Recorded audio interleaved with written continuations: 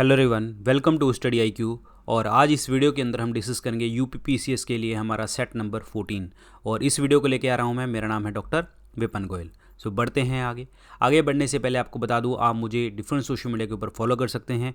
Telegram channel के ऊपर सारे लेक्चर्स की वीडियोज़ प्लस PDF सब कुछ मैं यहाँ पे शेयर करता हूँ। जो भी आपके लिए ऑथेंटिक इन्फॉर्मेशन आपको प्रोवाइड करनी होती है वो मैं टेलीग्राम चैनल के ऊपर प्रोवाइड करता हूँ। और मेरे साथ यहाँ पे जो है 1,36,000 प्लस बच्चे जुड़े हैं, 1,35,000 प्लस बच्चे जुड़े हुए हैं। तो आप भी आके जुड़ सकते हैं और आप मुझे इंस्टाग्राम के ऊपर भी फॉलो कर सकते हैं डॉक्टर विपिन गोयल के नाम से। और बढ़ते हैं आगे।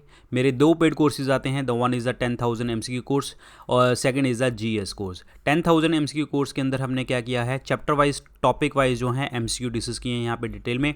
यहाँ पे chapter wise topic wise MCQ तो है ही है, प्लस यहाँ पे आपके एग्जाम्स को फोकस करके भी मैंने यहाँ पे अलग से फोल्डर बनाए हैं। स्टेट PCS UPSC के लिए, आपके डिफेंस एग्जाम के लिए और प्लस जो है हमारे SSC रेलवे के लिए भी फोल्डर बनाए हैं अलग से। और इस कोर्स के अंदर ये वाला कूपन कोड यूज़ करेंगे तो आपको डिस्काउंट मिलेगा। GS कोर्स जो है पूरा का पूरा हमारा एक थियोरी कोर्स है, बिल्कुल बेसिक से हमने टॉपिक समझा है और इसमें ये कूपन कोड आप यूज़ करेंगे। अब आप इन कोर्सेज़ को परचेज़ कहाँ से कर सकते हैं, दो जगह से, या तो स्टडी IQ ऐप से कर सकते हैं या फिर वेबसाइट से कर सकते हैं studiiq.com। जैसे ही आप इसको ओपन करेंगे आपको स्क्रीन के ऊपर नजर आएगा होम पेज। यहाँ पे आपको दिखेगा best selling courses, view all का बटन। इस व्यू ऑल के बटन को दबाना, जैसे आप दबाएंगे 10,000 MCQ कोर्स आपको दिखेगा तीसरे नंबर पे और GS कोर्स आपको नजर आएगा चौथे नंबर पे। तो जो भी आपको कोर्सेज अच्छे लगें आप परचेज करें, प्रेपरेशन को आगे बढ़ाएं। Start with the first question. N emulsion is a colloidal solution of. Colloidal solution का मतलब होता क्या है कि जिसके अंदर जो है दो चीज़ों का मिश्रण हो और कोई एक अलग से एक प्रोडक्ट बनाए।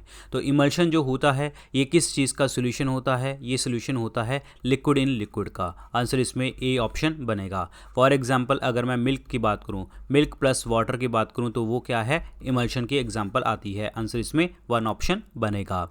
अब यहाँ पे कुछ आपके जो एग्जांपल्स हैं वो पढ़िए। देखिए जी, यहाँ पे जो ऑप्शन है इमल्शन, ये यहाँ पे है लिक्विड इन लिक्विड। तो ऐसे फॉर एग्जांपल क्रीम हो गया, मिल्क, मायो सॉस जो होती है। So these are the example of emulsion. बाकी यहाँ पे फेज़ और मीडियम, यानी कि फेज़ जो ये है, मीडियम ये है, इसके अंदर हम घोलते हैं तो आपका क्या बनता है, लिक्विड को गैस के अंदर डालते हैं तो लिक्विड एरोसोल। मिस्ट, क्लाउड्स और फॉग जो एग्जांपल हैं वो लिक्विड एरोसोल्स की हैं। यहाँ पे क्लाउड्स वगैरह और फॉग वगैरह के ऊपर क्वेश्चन बहुत बार पेपर में आता है। Solid in gas, solid in gas को भी हम सॉलिड एरोसोल कहते हैं, dust smoke particles. Gas in liquid उसे हम कहते हैं फोम, जिसे हम कहते हैं व्हिप्ड क्रीम वगैरह। सॉलिड इन लिक्विड तो हम कहते हैं sol, paints, jellies, sewage. Gas in solid तो वो होता है solid form, its marshmallow. Liquid in solid जिसे हम कहते हैं सॉलिड इमल्शन, जिसे बटर, चीज़, ये भी पेपर में बहुत बार पेपर में आते हैं। Solid in solid that is solid sol, जिसमें आपके एलॉयज़ वगैरह देखने को आपको मिलते हैं। So these are the classification of the chlorides. तो अच्छे से आपको पढ़ लेनी है, याद कर लेनी है। अगला देखिए जी, Fleming's left hand rule is associated with the effect of. ये कल ही मैंने एक रिकॉर्ड किया हमारे 10,000 MCQ कोर्स, उसके अंदर भी मैंने सेम क्वेश्चन रिकॉर्ड किया है। फ्लेमिंग लेफ्ट हैंड रूल का जो आपका जो किस चीज़ के साथ एसोसिएटेड है तो मैं आपको दिखाता हूँ। तो this is the left hand rule, this is the right hand rule. तो left hand rule, right hand rule बिल्कुल सेम है। जो थंब होता है आपका, ये आपका मोशन को बताता है और जो फर्स्ट फिंगर होती है ये वाली तो वो बताती है मैग्नेटिक फील्ड को, और जो सेकंड वाली फिंगर होती है ये हमें बताती है डायरेक्शन ऑफ द करंट को। फोर्स, मोशन मतलब डायरेक्शन ऑफ फोर्स मतलब आपका थंब बताता है। Clear. Same with the right hand, right hand आपका डायरेक्शन ऑफ फोर्स थंब हो गया, फील्ड जो हो गया वो फर्स्ट फिंगर होगी, सेकंड फिंगर होगी डायरेक्शन ऑफ द करंट के लिए। अब बात यहाँ पे ये है कि आपका जो लेफ्ट हैंड रूल है वो यूज़ किया जाता है इलेक्ट्रिक मोटर्स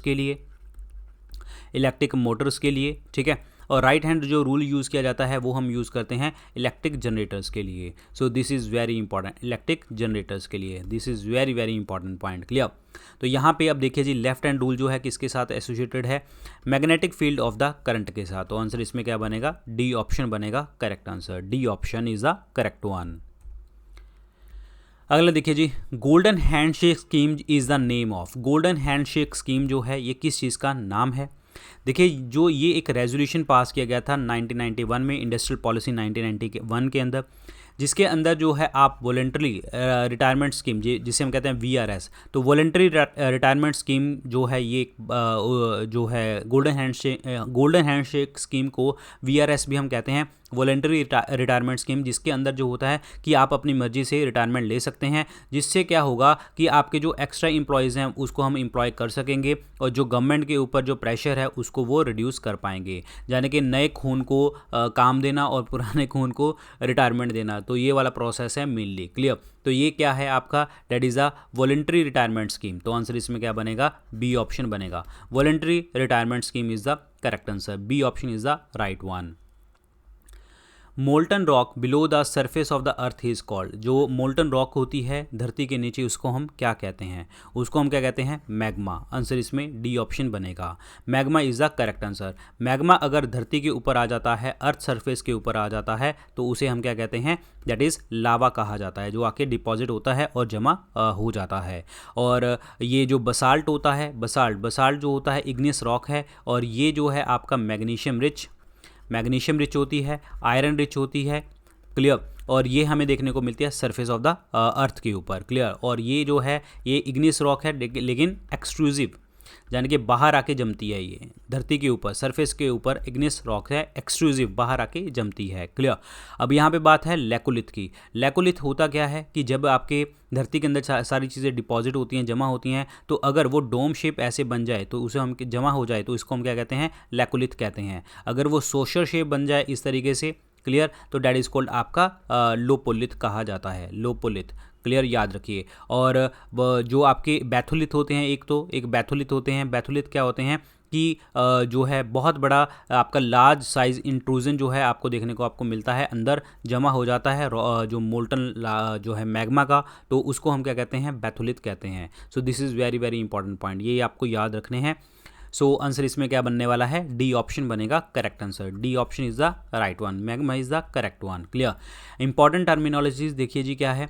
जो मैग्मा होता है जो धरती के अंदर होता है मोल्टन वाला, लावा वो होता है जो धरती के ऊपर आ जाता है, पायरोक्लास्टिक मटेरियल्स जो होते हैं, सॉलिड्स जो आपके धरती के सरफेस से इरप्ट होते हैं, solid surface. Clear? They are called pyroclastic. Pyro word कहाँ पे आता है, जहाँ पे आपका हाई टेम्परेचर वर्ड यूज़ होता है, हाई टेम्परेचर। फॉर एग्जांपल अगर हम बात करते हैं हाई जो सन का टेम्परेचर मापने के लिए कौन सा यंत्र होता है, तो that is called pyrometer.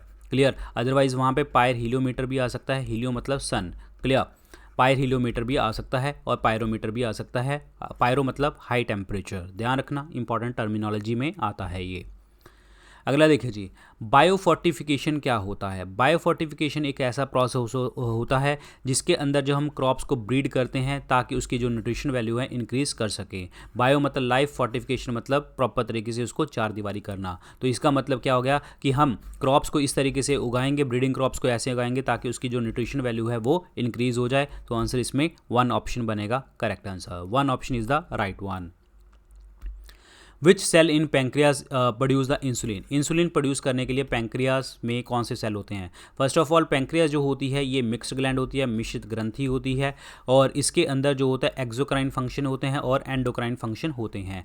Endocrine function से आपके सारे के सारे हार्मोन्स निकलते हैं जो हम डिस्कस करेंगे आगे, और एक्सोक्राइन से सारे के सारे एंजाइम निकलते हैं। और पैंक्रेटिक जूस के अंदर तीन तरह के एंजाइम होते हैं, लाइपेज होता है, ट्रिप्सिन होता है और आपका एमिलेज होता है। ये तीनों के तीनों डिफरेंट चीज़ों को डाइजेस्ट करते हैं, लाइपेज फैट्स को, ट्रिप्सिन प्रोटीन को, एमिलेज कार्बोहाइड्रेट्स को। इसीलिए पैंक्रेटिक जूस को हम क्या कह देते हैं, कंप्लीट डाइजेस्टिव जूस भी हम इसको कह देते हैं। और यहाँ पे एंडोक्राइन फंक्शन में हार्मोन्स की बात करी है, जैसे कि फॉर एग्जांपल इंसुलिन निकलता है बीटा सेल्स ऑफ द जो है पैंक्रिया से। एक होता है ग्लूकागॉन, ये भी हार्मोन निकलता है, ये निकलता है अल्फा सेल से। एक होता है सोमैटोस्टैटिन,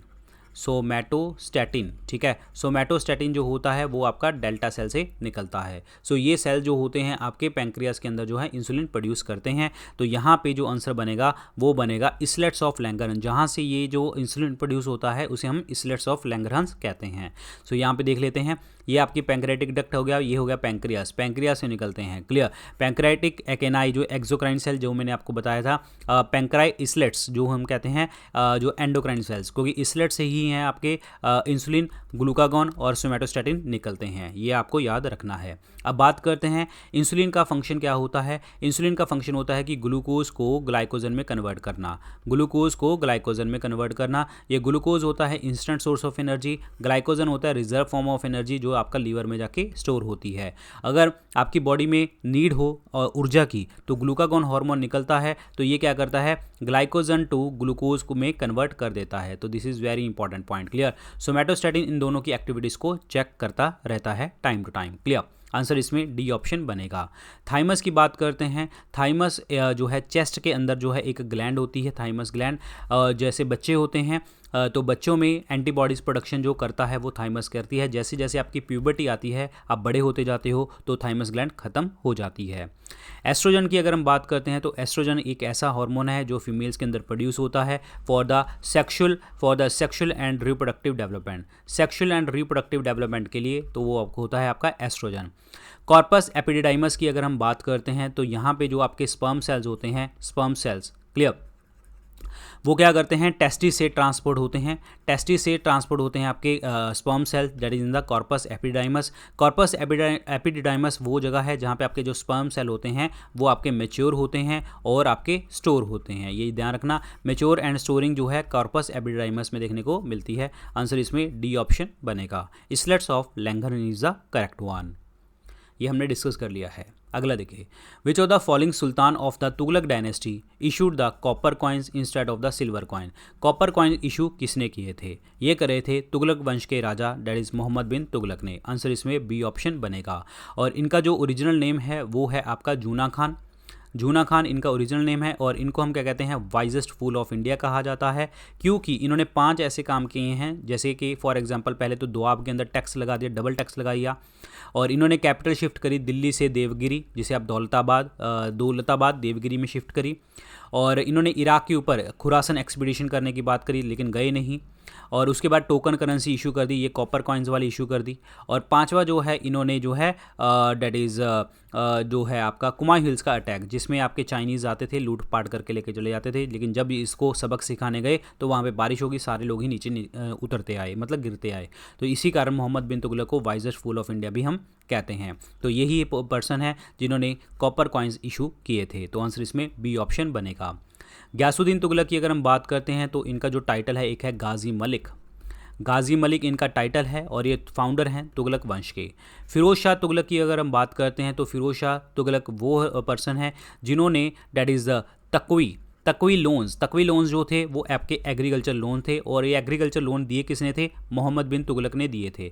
तो मोहम्मद बिन तुगलक के एग्रीकल्चर लोन, जिसे हम तकवी लोन कहते हैं, इनको विड्रॉ कर लिया था किसने, दैट इज़ फिरोज़ शाह तुगलक ने इसको बंद कर दिया था। जजिया जो टैक्स था ब्राह्मण्स के ऊपर इन्होंने लगाया था। और इन्होंने हॉस्पिटल दर उल शिफा हॉस्पिटल स्टार्ट किया, ठीक है। दीवाने खैरात का मतलब जहाँ पे पैसे से गरीब लड़कियों की शादी करवाते थे, तो दीवाने खैरात स्टार्ट किया। दीवाने बंदगन भी इनका है, जिसमें ये अपने गुलामों को रखते थे, ठीक है, दीवाने बंदगन, क्लियर। और जो है इन्होंने फतूहत ए फ़िरोज़ शाही नाम की ऑटोबायोग्राफी भी लिखी है, Futuhat e Firoz Shahi. This is very important point, clear, याद रखिए। तो इस क्वेश्चन का आंसर क्या बनेगा, B option is the correct answer. Mohammad bin Tughlaq is the right one, here is the Mohammad bin Tughlaq. अगला देखिए जी, decoding and interpretation of the visual information in brain is associated with. जो चीज़ आप देखते हो उसको डीकोड करना और इंटरप्रेट करना, ये किसके साथ संबंधित होता है, ये संबंधित होता है आपका ऑक्सीपिटल लोब से। आंसर इसमें बी ऑप्शन बनेगा। ऑक्सीपिटल लोब जो होता है ये आपका जो होता है ये पोस्टीरियर पोर्शन के अंदर होता है, ये वाला, ठीक है। This is in the posterior portion of the human cerebral cortex. और ये जो है मेनली विजन के साथ रिस्पॉन्सिबल होता है। विजन के साथ तो रिस्पॉन्सिबल है ही है कि जो चीज़ आप देखते हो उसको इंटरप्रेट करना, डिस्क्रिमिनेट करना, कलर डिस्क्रिमिनेशन, वो सारा का सारा ऑक्सीपिटल लोब के साथ संबंधित है। टेम्पोरल लोब की अगर हम बात करते हैं तो जो आप सुनते हैं ऑडिटरी प्रोसेसिंग जो होती है वो यहाँ से होती है। उसके बाद है आपका पैराइटल लोब।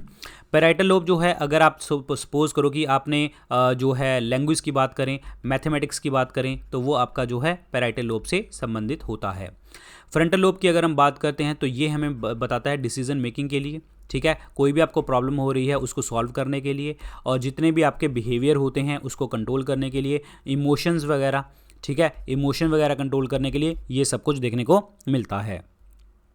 और आप इसमें ये भी कह सकते हैं कि जो फ्रंटल लोब है आपका, ये आपका थिंकिंग के लिए होता है, मेमोरी के लिए होता है और मूवमेंट के लिए देखने को मिलता है। और पैराइटल लोब जो होता है ये जितनी भी आपकी सेंसरी इन्फॉर्मेशन होती हैं जैसे टेम्परेचर, टच वगैरह, टेस्ट वगैरह, वो सारा कुछ यहाँ से मिलता है। ऑसिपिटल लोब की अगर हम बात करें तो यहाँ से जो है इमेज प्रोसेसिंग देखने को आपको मिलती है आइज़ में और स्टोर हो जाती है मेमोरी के अंदर। टेम्पोरल लोब की अगर हम बात करें तो ये जो है आपकी ऑडिटरी जो है परसेप्शंस को कलेक्ट करता है। तो इसीलिए इसका आंसर क्या बनने वाला है, B option is the correct answer. Occipital lobe is the right one, occipital lobe. Which type of democracy do we follow in India? Democracy word का मतलब क्या होता है कि जो सरकार होती है लोगों द्वारा लोगों के लिए चलाई जाती है, लोग ही उनको चुनते हैं। तो ये टर्म किसने दी थी? The government to the people, by the people, for the people. ये दी थी टर्म अब्राहम लिंकन जी ने। अब्राहम लिंकन जी ने ये टर्म दी थी जो आपके अमेरिका के प्रेसिडेंट थे। क्लियर। अब बात करते हैं कि इंडिया में किस टाइप की जो है आपकी डेमोक्रेसी देखने को मिलती है। तो वहाँ पे देखने को मिलती है रिप्रेजेंटेटिव, क्योंकि हम अपने प्रतिनिधित्व चुनते हैं और उनको वोट करते हैं, इलेक्शन करते हैं, फिर उसके बाद आपका वो लोग आगे एक अपने बंदे को बिठाते हैं, जैसे प्राइम मिनिस्टर, मतलब सारे लोगों को चुन दिया तो उसके बाद उसके ग्रुप का एक डिसीजन होगा, फिर ऐसे ही वो लोग जो होंगे आगे प्रेसिडेंट को चुनते हैं, अलग अलग चीज़ें चुनी जाती हैं। तो हमेशा रिप्रेजेंटेटिव वोटिंग होती है हमारे देश में, डेमोक्रेसी यहाँ पे देखने को मिलती है। Answer is B option. Direct democracy word का मतलब होता है जहाँ पे जो लोग होते हैं पीपल, वो दे ऑल्सो द वोट, मतलब पॉलिसी मेकिंग में आपका डायरेक्टली और इनडायरेक्टली पार्टिसिपेट करते हैं, जैसे आपका स्विट्जरलैंड वगैरह के अंदर देखने को मिलता है। क्लियर। प्रेसिडेंशियल की बात करें तो यहाँ पे presidential, president is the head of the government होते हैं, और जो आपके यूएस के अंदर देखने को आपको मिलती है। यूएसए के अंदर जो है मेनली 2 पार्टीज़ हैं आपकी, डेमोक्रेटिक और Republic. This is very important. चलो कमेंट सेक्शन में लिख के बताइए, जो बाइडन हैं, जो बाइडन जो हैं वो हमारे कौन सी पार्टी के हैं? जो बाइडन जो है यूएस के प्रेसिडेंट हैं वो कौन सी पार्टी के से हैं, रिपब्लिक से या डेमोक्रेटिक से? डिक्टेटरशिप की अगर हम बात करते हैं तो यहाँ पे अथॉरिटेरियन जो है आपकी गवर्नमेंट होती है यहाँ पे, जिसमें आपका सिंगल लीडर होता है और ग्रुप ऑफ लीडर जो होते हैं, मतलब मेनली एक पर्सन ही होता है जो सारी सरकार को चलाता है। तो इसका आंसर क्या बनेगा? C option, representative is the correct answer. यहाँ पे देखिए जी, direct democracy, law and rule, जिसमें लोग वोट करते हैं। रिप्रेजेंटेटिव जो हमारे देश में लॉज एंड रूल जो होते हैं हमारे इलेक्टेड रिप्रेजेंटेटिव चुनते हैं और वो कानून बनाते हैं, हम उनको सिर्फ वोट करते हैं, वो आगे हमारे लिए कानून बनाते हैं। तो these are very important point. Clear. अगला देखिए, ग्रेट बैरियर रीफ जो होता है वर्ल्ड का सबसे बड़ा कोरल रीफ है, ये कहाँ पे लोकेटेड है? वर्ल्ड का सबसे बड़ा कोरल रीफ है, ये देखने को मिलता है आपको क्वींसलैंड में। क्वींसलैंड कहाँ पे है? That is in the eastern part of Australia. ध्यान रखना, ईस्ट ऑस्ट्रेलिया में देखने को आपको मिलता है। That is B option is the correct answer. B option is the right one. Clear, B option. और ये देखिए जी, ये होते हैं आपके कोरल्स। कोरल्स जो होते हैं एक्चुअली क्या होता है कोरल्स में कि आपकी जो कॉलोनीज़ होती हैं, बहुत सारी कॉलोनीज़ बन जाती हैं किसकी? जो आपके पॉलिप्स होते हैं। ये पॉलिप्स जो होते हैं ये एल्गी के साथ मिलके अपना सारा कुछ बनाते हैं, और इनको कोरल्स को हम बोलते हैं आपका that is the tropical rain forest. Tropical rain forest of the ocean बोला जाता है। क्लियर। और ये बने होते हैं कैल्शियम कार्बोनेट के बने होते हैं, कैल्शियम कार्बोनेट के। This is very very important point. अब यहाँ पे एक चीज़ आपको बता देता हूँ कि इंडिया में 4 कोरल्स आपको देखने को मिलते हैं, गल्फ ऑफ कच्छ में, लक्षद्वीप में, गल्फ ऑफ मन्नार में, और आपका अंडमान निकोबार आइलैंड में। So here are very important 4 आपके जो हैं कोरल्स देखने को मिलते हैं। लेकिन अगर देखा जाए कुछ टाइम से जो है ब्लीचिंग देखने को मिलती है, जैसे टेम्परेचर बहुत ज़्यादा कंडीशन बिगड़ जाए, अगर आप एसिडिफिकेशन कर दें ओशंस की, और गंदमंद पोल्यूशन, हाई पोल्यूशन हो जाए, तो इन चीज़ों से। क्लियर। मोस्ट सीवियर ब्लीचिंग देखिए जी किस तरीके से कोरल ख़त्म हो जाएंगे। अगर ये ख़त्म हो जाएंगे तो आपकी जो लाइफ होगी कोरल्स की, जो पानी के अंदर होती है, वो भी ख़त्म हो जाएगी। So these are very important point. अगला देखिए जी, honey that has high concentration of the sugar doesn't decay because. जो आपका शहद होता है उसके अंदर बहुत ज़्यादा चीनी होती है, ये इससे क्या नहीं होता? क्योंकि आप देखेंगे शहद बहुत सारे सालों तक पड़ा रहता है, ख़राब नहीं होता। एक्चुअली क्या होता है कि जो बैक्टीरिया होता है वो इस शुगर के अंदर जो है आपका सर्वाइव नहीं कर पाता, क्योंकि सारा का सारा जो पानी होता है हम इससे निकाल लेते हैं, क्योंकि बैक्टीरिया वगैरह उसके लिए पानी आपको चाहिए होगा। तो आपने देखा होगा जब शहद होता है वो इतना हार्ड होता है कि उसमें पानी के एक भी बूंद नहीं होती। तो bacteria can not survive in active state in the solution of the high osmotic strength as water is drawn out. Clear, यानी कि आपका इतनी हाई ऑस्मोटिक स्ट्रेंथ होती है जिसमें आपका बैक्टीरिया सर्वाइव कर ही नहीं पाएगा, क्योंकि सारा पानी हमने निकाल लिया है। आंसर इसमें सी ऑप्शन बनेगा करेक्ट आंसर। क्लियर, अगर हम बात करें कि इसमें पीएच वैल्यू की, तो इसमें थोड़ी सी एसिडिक वैल्यू होती है। एसिडिक वैल्यू हाई होने के कारण जो है बैक्टीरियाज ग्रो कर ही नहीं पाएंगे, और इसमें फ्रक्टोज और ग्लूकोज देखने को आपको मिलती है, मेनली शुगर, फ्रक्टोज और glucose. Clear, they are maximum in the honey. Who among the following did Gandhi ji regarded as a political guru? Gandhi जी के पॉलिटिकल गुरु कौन थे? तो वो थे आपके गोपाल कृष्ण गोखले। आंसर इसमें डी ऑप्शन बनेगा। गोपाल कृष्ण गोखले जी ने सर्वेंट्स ऑफ इंडियन सोसाइटी जो है एक ऑर्गेनाइजेशन भी स्टार्ट कराई थी, servants of Indian society. This is very very important point. Clear, Acharya Narendra Dev की बात करते हैं, कांग्रेस सोशलिस्ट पार्टी के जो है कर्ता धर्ता प्रेसिडेंट ये थे। राम मनोहर लोहिया, आचार्य नरेंद्र देव, ये सारे इनमें इन्वॉल्व थे, ये प्रेसिडेंट थे। दयानंद सरस्वती, जिनको आप कहते हैं मूल शंकर के नाम से हम जानते हैं। इंडिया फॉर इंडियंस का slogan, go back to Vedas का स्लोगन, स्वराज वर्ड क्वाइंड इनके द्वारा किया गया। वेद भाष्य, भूमिका, सत्यरथ प्रकाश नाम की पुस्तकें इन्होंने लिखी हैं। आर्य समाज के जो हैं ये फाउंडर हैं, और ये स्थापित हुआ था 1875 बॉम्बे के अंदर। This is very important. Mahadev Desai की अगर हम बात करें तो ये जो हैं सेक्रेटरी हैं, ये आपके जो हैं प्राइवेट सेक्रेटरी हैं गांधी जी के। गांधी जी की ऑटोबायोग्राफी जो थी, my experiment with truth. This is very very important. Gandhi ji half naked कब हुए थे? हाफ नेकेड का मतलब इनने शर्ट उतारी थी, मतलब उसके बाद जो है धोती ही पहनी थी, शर्ट नहीं पहनी थी। From the Madurai. मदुरई एक ऐसा प्लेस है जिसे हम क्या कहते हैं, सिटी ऑफ फेस्टिवल, ये तमिलनाडु के अंदर देखने को मिलता है। और ये बनेगा राइट आंसर। तो आंसर इसमें क्या बनेगा? D option, that is Gopal Krishna Gokhale is the correct one. Gopal Krishna Gokhale. यहाँ पे देखिए जी, सोशल रिफॉर्म, गोखले ही was a mentor to the both Mahatma Gandhi and Jinnah. Gokhale forced India's colonial rules to recognize the capability of a new generation of educated Indians and to include them more than even before in the governing process. मतलब युवाओं का देश है और educated हैं, तो इन्हें ज़्यादा से ज़्यादा हमें पार्टिसिपेट करवाना है गवर्न करने के लिए। So these are very important points. चलिए जी, अगला देखिए, atoms of the same element having different mass number are called. देखिए, मास नंबर अगर डिफरेंट हो रहा है तो इसका मतलब यहाँ पे अगर एटॉमिक नंबर सेम हो, एटॉमिक नंबर आपका सेम हो जाता है और मास नंबर डिफरेंट हो जाता है, तो उसको हम क्या कहते हैं? दैट इज आइसोटोप्स कहा जाता है। आइसो मतलब सेम, आइसोटोप का मतलब जैसे 1H1 की बात करें, 2H1 की बात करते हैं, 3H1 की बात करते हैं, तो these are the isotopes. 1H1 is the protium कहते हैं, 2H1 इज़ द ड्यूटीरियम कहते हैं इसको, और 3H1 को हम क्या कहते हैं? ट्रीटियम कहा जाता है। So they are the isotopes of the hydrogen के आइसोटोप हैं। एटॉमिक नंबर सबका सेम है और मास नंबर जो है सबका डिफरेंट देखने को मिलता है। आंसर इसमें बी ऑप्शन बनेगा। आइसोबार की बात करते हैं, isobar like for example argon की बात करें जो है आपका, और कैल्शियम 40 and 20, ठीक है। आइसोबार का मतलब क्या होता है? जिनमें मास नंबर आपका सेम होता है, लेकिन यहाँ पे सेम एलिमेंट बोला है, ध्यान रखिए, सेम एलिमेंट जिनमें मास नंबर सेम होगा। यहाँ पे एलिमेंट सेम है, हाइड्रोजन, तो ऐसा आप आइसोबार को टिक नहीं कर सकते, क्योंकि यहाँ पे डिफरेंट एलिमेंट देखने को आपको मिलते हैं, आर्गन और कैल्शियम। यहाँ पे वर्ड से आपको निकलेगा, यहाँ पे सेम एलिमेंट क्वेश्चन है तो आपका आइसोटोप बनेगा। आइसोबार होता तो यहाँ पे डिफरेंट एलिमेंट होता और मास नंबर सेम होता, तो हम इसको ए को टिक कर देते। आइसोटोन का मतलब होता है जिसमें सेम नंबर ऑफ न्यूट्रॉन्स देखने को आपको मिलते हैं। क्लियर, और different element like for example 13NH and 18 oxygen 8। Clear, इसको अगर हम माइनस करते हैं तो ये देखने को मिलता है हमें 6। क्लियर, ये हो गया 18, ये होता है, एक सेकेंड रुकिए, 14, ठीक है, ये हम बात करते हैं। तो अगर इसको माइनस करते हैं तो हमें देखने को मिलेगा आपका दैट इज़ 6, ठीक है। 14 - 8 इज़ 6, 13 - 7 इज़ 6। मतलब क्या हो गया कि जब न्यूट्रॉन सेम हो जाते हैं। आइसोमर्स क्या होते हैं? जिसमें आपका फॉर्मूला सेम होता है, सेम फॉर्मूला, बट जो आपकी अरेंजमेंट होती है, अरेंजमेंट जो होती है वो आपकी डिफरेंट देखने को आपको मिलती है। सो आंसर इसमें क्या बनेगा? बी ऑप्शन बनेगा correct answer. Isotope is the right one. यहाँ पे देखिए जी वही चीज़, प्रोटियम, ड्यूटेरियम, ट्रिटियम। ड्यूटेरियम याद कर लीजिए, हैवी वाटर आपको पूछा जाता है पेपर में, हैवी वाटर। हैवी वाटर होता है D2O, is as a moderator हम यूज़ करते हैं, मंदक यूज़ करते हैं जो आपका न्यूट्रॉन्स की स्पीड को धीरे करता है न्यूक्लियर रिएक्टर में।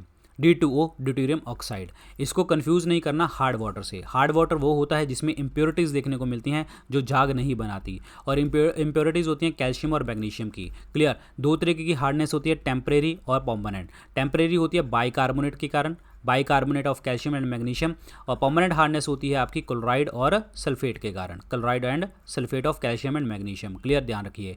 टेम्परेरी हार्डनेस जो दूर होती है आपकी सिर्फ बॉइलिंग से दूर हो सकती है, गर्म करके, और जो परमानेंट हार्डनेस होती है उसे हम वॉशिंग सोडा से हम ट्रीट करते हैं, Na2CO3 से, सोडियम कार्बोनेट से ट्रीट करके हम करते हैं। तो these are very important points.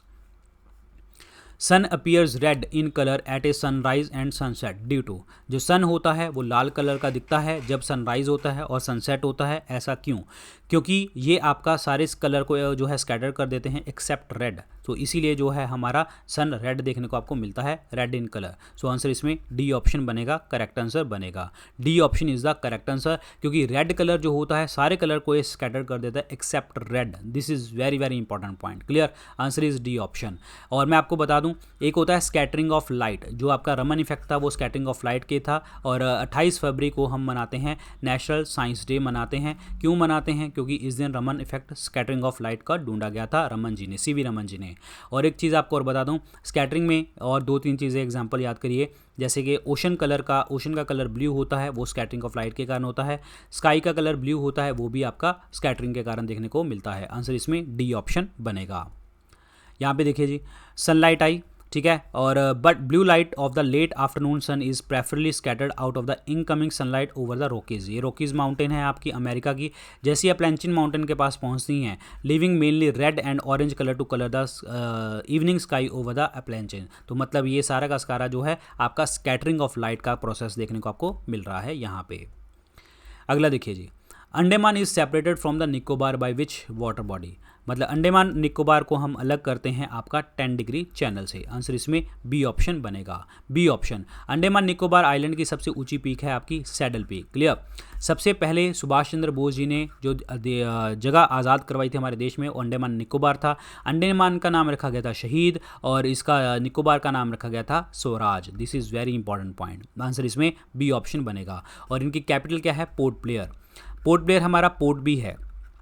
Clear, और यहाँ पे आपकी जो है एक सेलुलर जेल भी थी, सेलुलर जेल जिसे हम काले पानी की सज़ा भी कहते हैं, तो जहाँ पे सज़ा देते थे। तो आंसर इसमें बी ऑप्शन बनेगा, correct answer.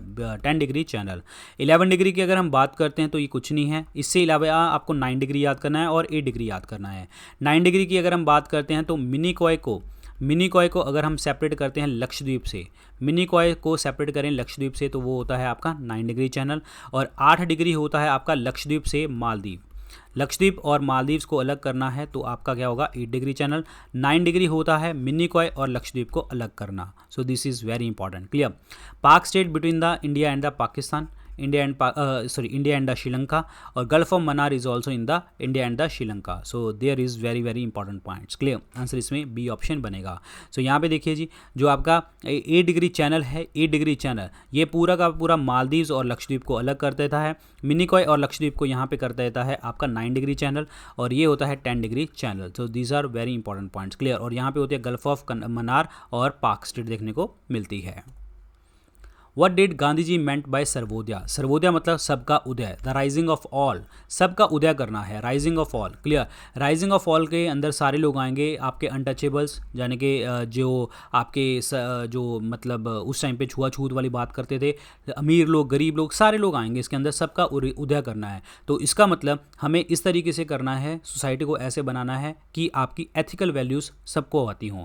That means the birth of the new society based on the ethical values. तो आंसर इसमें सी ऑप्शन बनेगा, correct answer, C option. Clear, this is very very important. और ये Sarvodaya word जो है ये गांधी जी ने किससे प्रभावित होकर लिया था? महात्मा गांधी जी ने जो है एक 1908 के अंदर एक पुस्तक थी that is called John Ruskin की पुस्तक से लिया है, और उस पुस्तक का नाम क्या था? Unto this last. क्लियर, इस पुस्तक से इन्होंने जो है मतलब इससे प्रभावित होकर ये वर्ड लिया है। और एक बात बता दूं, सर्वोदय तो कॉन्सेप्ट आ गया। अगर आपसे पूछा जाए सर्वोदया प्लान जब हमारा हमारा प्लानिंग कमीशन चल रहा था तो उस टाइम पे सर्वोदय प्लान बना था। ये बनाया गया था 1950 में, Sarvodaya plan by the JP Narayan, Jayaprakash Narayan ji द्वारा। This is very important. और एक आपको पता होना चाहिए गांधीयन प्लान। गांधीयन प्लान भी ये था कि जो आपका गांधी जी जो चाहते थे गाँव को पावर दे दो, कॉटेज फैक्ट्रीज बना दो, कॉटेज इंडस्ट्रीज वगैरह, तो ये एस एन अग्रवाल जी ने दिया था। तो ये ध्यान रखना ये सारी चीज़ें। गांधीयन प्लान की बात करें तो S N Agarwal, Sarvodaya plan की अगर हम बात करें तो जेपी नारायण। और ये आपके पॉइंट्स हैं, तो आंसर इसमें क्या बनेगा, सी ऑप्शन बनेगा correct answer, C option. All doubts and disputes in connection with the election of the president are inquired into and decided by. जितने भी डाउट्स होते हैं, डिस्प्यूट्स होते हैं प्रेसिडेंट के इलेक्शन में, वो किसके द्वारा डिसाइड कर लिए जाते हैं, तो वो डिसाइड किए जाते हैं बाय द सुप्रीम कोर्ट। अगर कोई भी डिस्प्यूट पड़ता है अंडर आर्टिकल 71 के अकॉर्डिंग हम जा सकते हैं सुप्रीम कोर्ट में। ध्यान रखिए, बड़ा इंपॉर्टेंट है। वाइस प्रेसिडेंट और प्रेसिडेंट के दोनों को इलेक्शन आपके सुप्रीम कोर्ट में सॉल्व किए जाते हैं, बाकी तो सारे इलेक्शन कमीशन ही करता है। इलेक्शन कमीशन आपका आर्टिकल 324 में दिया गया है, 6 ईयर के लिए अपॉइंट किया जाते हैं। और इलेक्शन कमीशन इंडिपेंडेंट बॉडी है, प्रेसिडेंट अपॉइंट करते हैं, प्रेसिडेंट को ही ये रिमूव मतलब हटा सकते हैं, प्रेसिडेंट को ही रिज़ाइन देते हैं ये, ठीक है, प्रेसिडेंट को ही रिज़ाइन देते हैं ये इलेक्शन कमिश्नर। और हमारी जो वोटिंग एज है वो 326 में लिखी गई है। पहले हमारी 21 एज थी, अब हमारी 18 एज है। 18 एज को हम कहते हैं यूनिवर्सल एडल्ट फ्रेंचाइज और यूनिवर्सल एडल्ट सफरेज कहा जाता है। तो 21 साल से 18 साल जब एज हुई तो अमेंडमेंट थी 61st अमेंडमेंट एक्ट 1988, जो इंप्लीमेंट कब हुई थी, 89 में इंप्लीमेंट हुई थी। तो this is very important. Parliament का आर्टिकल नंबर होता है 79, 80 होता है लोकसभा का, 81 होता है आपका 80 होता है आपका राज्यसभा का और 81 होता है लोकसभा का। सुप्रीम कोर्ट का जो आर्टिकल है वो है 124, याद रखिए, क्लियर। प्राइम मिनिस्टर जो होता है ये हमेशा मेजोरिटी पार्टी से चुना जाता है, मेजोरिटी, जिसके पास मेजोरिटी होगी मतलब बहुमत होगा। तो आंसर इसमें बी ऑप्शन बनेगा करेक्ट आंसर, बी ऑप्शन। ये है जी आपकी supreme court. Which of the following mammals lay eggs, कौन से जो मैमल्स होते हैं स्तनधारी होते हैं जो अंडे देते हैं, तो इनमें से जो अंडे देते हैं वो है duck billed platypus. Duck billed platypus इसको कहा जाता है। और इसके अलावा एक स्पीशीज़ और होती है स्पाइनी आंत ईटर।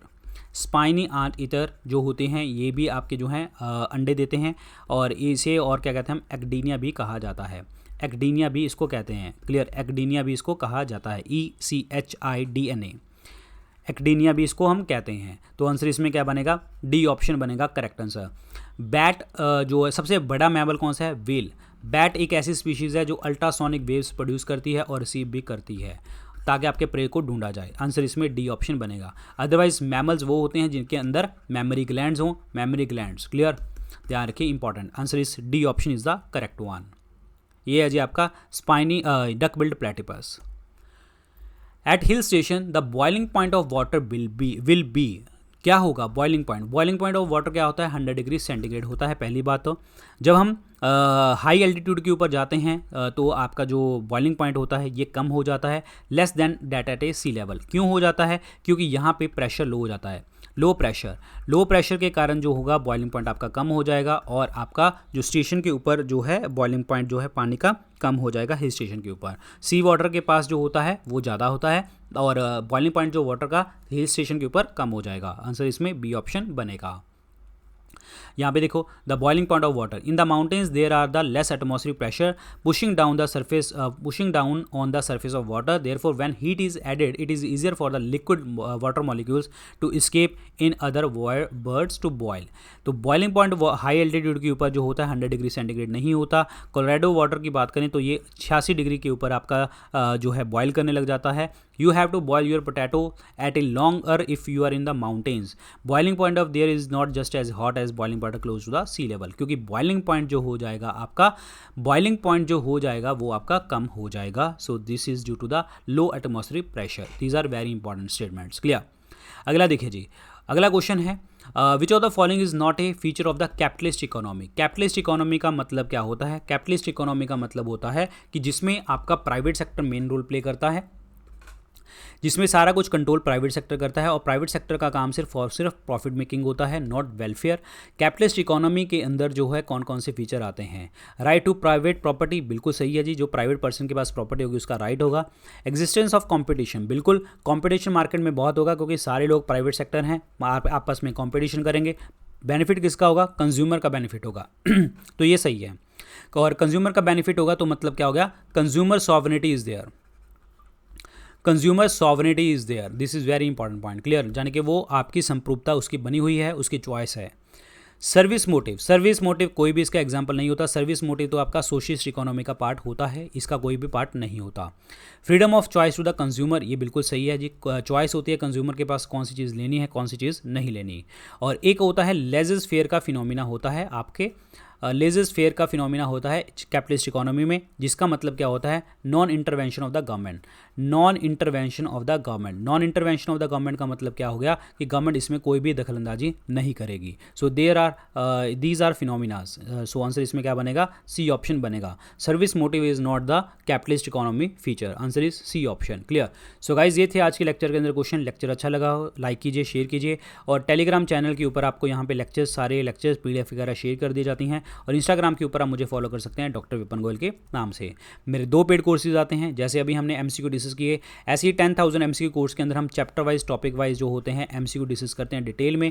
यहाँ पे chapter wise topic wise MCQ तो है ही हैं, प्लस यहाँ पे डिफरेंट एग्जाम को फोकस करके UPSC, EPFO and state PCS के लिए, आपके जो डिफेंस एग्जाम के लिए, CDS CPF के लिए और SSC रेलवे के लिए भी यहाँ पे मैंने फोल्डर बनाए हैं। और इस कोर्स के अंदर जो है विपन 10 कूपन कोड यूज़ करेंगे, आपको डिस्काउंट मिलेगा 24 मई तक। और GS कोर्स जो है हमारा बिल्कुल थियरी कोर्स है, इसमें हमने बेसिक टॉपिक्स को समझा है, इसमें ये कूपन कोड यूज़ करेंगे तो डिस्काउंट मिल जाएगा।